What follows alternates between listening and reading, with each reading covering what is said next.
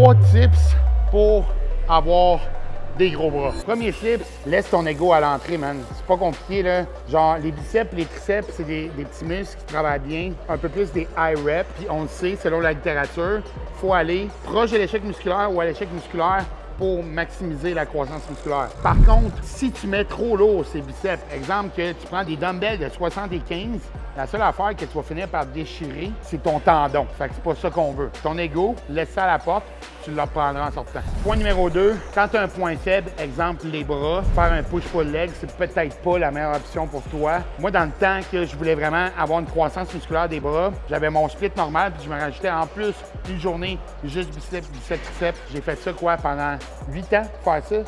Il y en a qui vont dire « Ah, c'est pas bon selon la science. » Les entraîneurs scientifiques sont tous gros de même. Je les appelle les échalotes scientifiques. Là. Fait que, écoute, la science, ça en prend puis en laisser. Fait que quand tu as un point faible, tu veux le hit quand même assez souvent. Même si tu touches à ton biceps 2 à 3 fois semaine, si ta récupération est optimale. C'est toujours le ratio récupération-dommage musculaire. T'sais. Fait que, exemple, si tu as un point faible, tu veux travailler tes triceps, tes biceps. Si tu hits avec pas trop de volume, 2 à 3 fois semaine, tu vas avoir plus de chances d'avoir une bonne croissance musculaire. Okay. Puis pour les biceps et les triceps, j'aime prioriser des exercices sur des machines ou à la poulie parce que tu as toujours la tension constante tout au long du mouvement. Fait que, that's it. Si tu veux des gros pets, follow ma page.